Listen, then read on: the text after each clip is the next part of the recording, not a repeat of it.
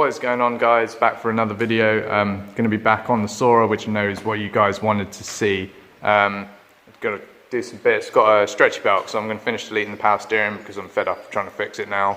It doesn't really need it. I don't care if it's a bit heavy because it's mostly going to be going in a straight line. I'm not going to worry about it. Anyway.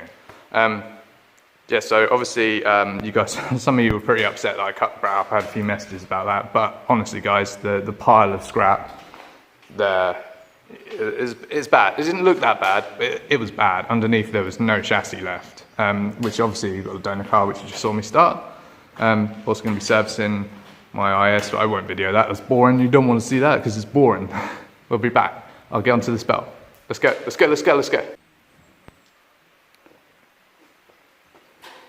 Okay, so I deleted the footage of me changing the belt because I'm an idiot, but it is really simple.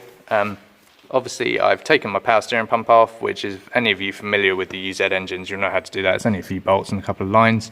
That is the stretchy belt. As you can see, there is no tensioner required on the belt. The belt is tight.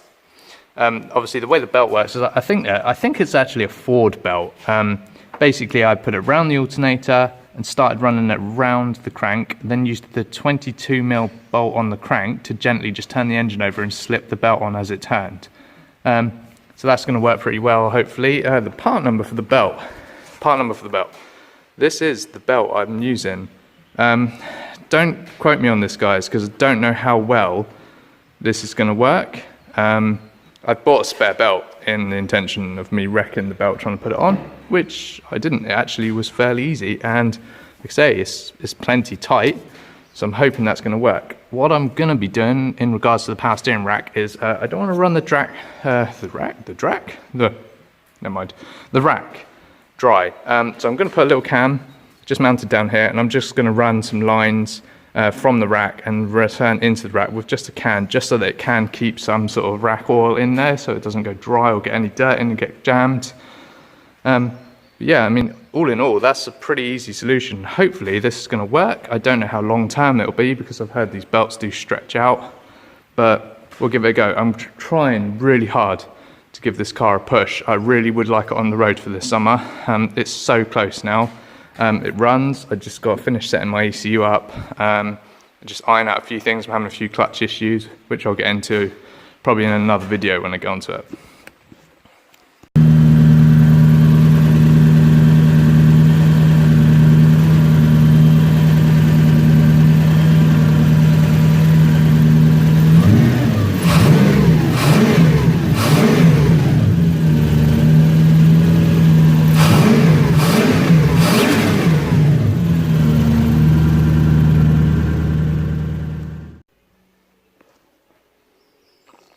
Well, the good news is the delete has worked. The bad news is I spilt power steering fluid all over my heat wrap on my manifold, and it's going to stink for ages.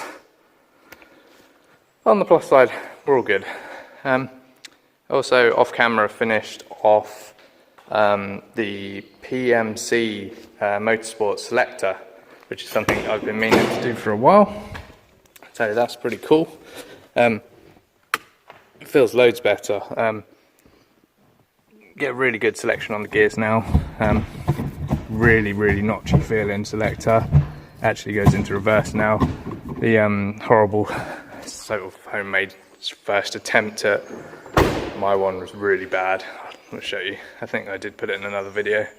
But I mean, in fairness, it was just like a mock-up just to get everything worked out. The PMC one, basically you don't need this support shaft that goes from the gearbox to the bottom of the car because you bolt down the actual selector straight to the floor. So it made a small plate in the bottom of the car and then basically welded that in under the console. Then the PMC selector goes through that plate and connects to the rod that goes to the gearbox to change gear, which obviously, like I say, makes it nice and notchy, which is what we want, because then you won't miss gears. Man, I love this thing. Sounds so awesome. Really need to get on with it. having a little bit of trouble with the IS200 master cylinder. I have to cut a little section out of the bonnet. It does fit, but it's not perfect. I just got to go through, try and bleed it a little bit more. It's working, but it's not quite there. The pedal still feels a bit spongy. I think there might be a bit of air trapped in one of the lines still, but I'm sure I'll get through that pretty easy with the help of an assistant at some point.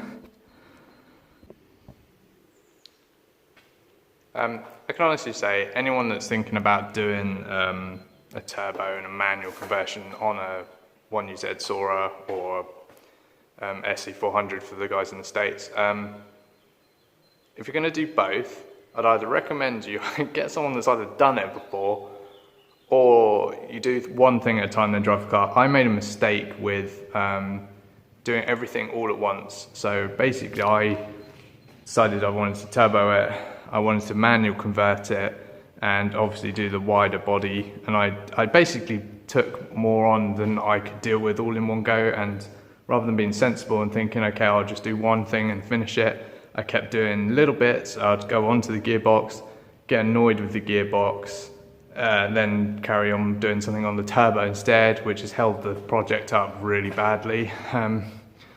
It's a shame, really, because I could have been driving it with a manual gearbox and NA, and then moved on over the winter, but I didn't. I made the mistake of doing it this way. Yeah, you need to fabricate. If you're going to build your own turbo kit, there's quite a lot of fabrication involved in intercooler pipes. The manifold's pretty simple. I've covered that in another video, how to make them the best way or the cheapest way, which is working. I mean, there's cars running, I think it's 700s at the wheels in the States using the standard manifolds that have just been flipped the same as what I've done. But yeah, I mean, it's worth doing, but be prepared for quite a long-winded build. If you're going to try and do it yourself, you're probably going to make the same mistakes I made, which is just silly little things. You know, I ran the exhaust manifold on one side a little bit too close to the alternator, which resulted in me having to remake that, but it wasn't too bad. Got some pretty good clearance down in there now. It's hard to see with all the intercooler pipes on.